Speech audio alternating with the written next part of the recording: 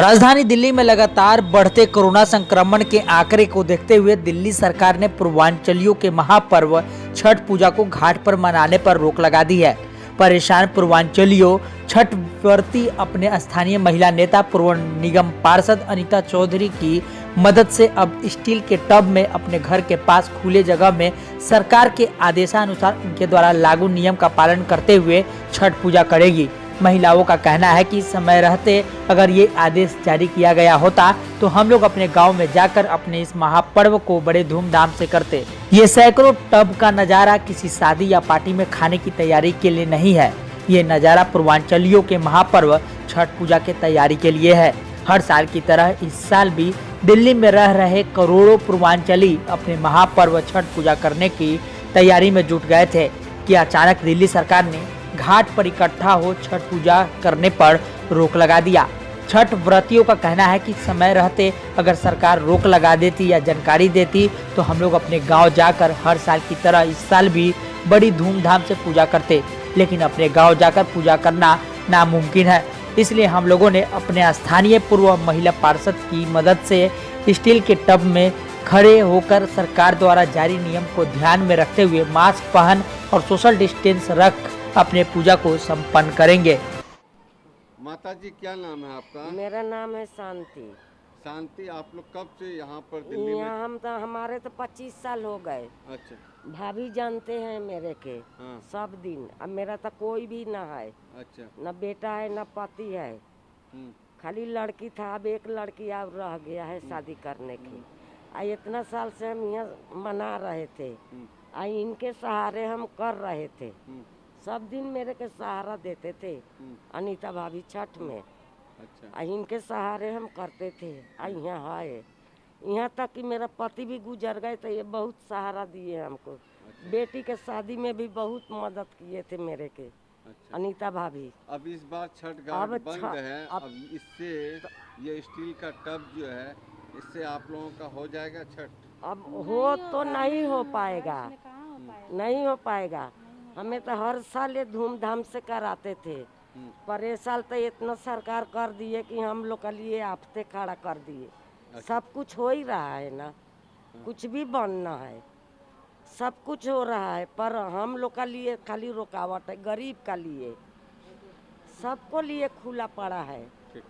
साल से यहाँ रह रहे हैं। और यहाँ पे लाडो सराय में आप लोग छठ बनाती थी? हाँ, यहाँ अनीता दीदी ने हमारे लिए घाट हर साल बनवाती थी। हम अच्छे से अपना छठ मनाते थे और पानी भी इतना वो करवा देती थी। हम उसमें छुपते हुए सूरज को, उगते हुए सूरज को हम अर्घ देते थे पानी में खड़े होके। इस साल तो हमारा ऐसे हो गया कि कोई सुविधा ही नहीं है। फिर भी हम लोग तो उम्मीद ही छोड़ दिए थे कि हम छठ पूजा कैसे मनाएंगे। अगर पहले डिसीजन लेते तो हम अपने गाँव चले जाते, गांव में हम अपने अच्छे से छठ पूजा मनाते। ऐसे तो नहीं होता हमारे साथ। फिर इन्होंने दीदी ने हमारे लिए टप मंगवाई, इतना व्यवस्था की चलो इतना तो हो कर दी ना कि हाँ हमारा थोड़ा सा वो छठ पूजा का वो हो जाएगा।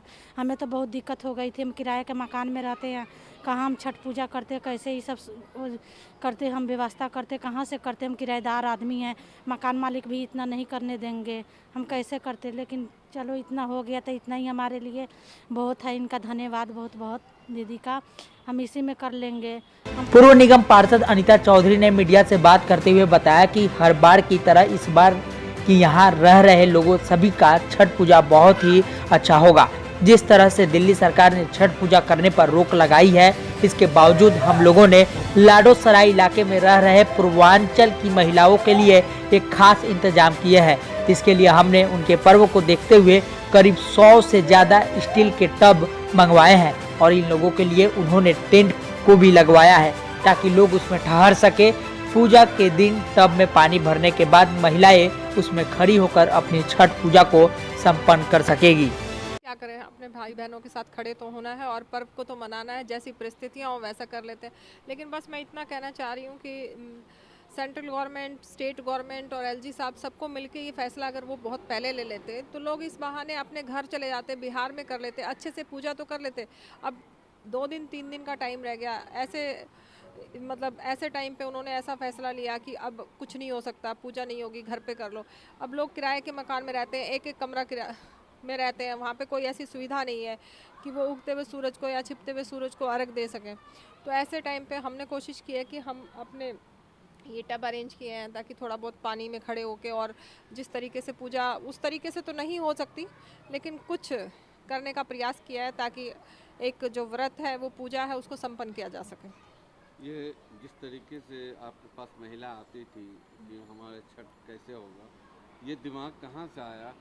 और अभी तक किसी ने नहीं सोचा, मगर ये आपने एक नया जो है बहुत अच्छा स्टील के टब का आप कहाँ से? देखिए, परिस्थितियाँ अपने आप सिखा देती हैं, और अब जब कुछ और नहीं सूझ रहा था तो यही चीज़ सूझी कि कम से कम पानी में खड़े होके अर्घ देना है, तो कोई ऐसी सुविधा की जाए जिससे थोड़ा पानी में खड़ा होके कम से कम घुटने तक पानी में आ सके। तो हमने ये टब का अरेंजमेंट किया, आप देखिए ये टब का अरेंजमेंट किया ताकि घुटने घुटने तक पानी में वो खड़े होके और उगते हुए सूरज को और छिपते हुए सूरज को अर्घ दे सकें और अपनी छठ पर्व को अच्छे से मना सकें। आपको बता दें कि पूर्वांचलियों का 4 दिवसीय महापर्व छठ पूजा की शुरुआत कल 18 नवंबर को नहा खाए से शुरू हो जाएगा और 21 को उगते सूर्य को अर्घ देने के साथ इस महापर्व का संपन्न हो जाएगा।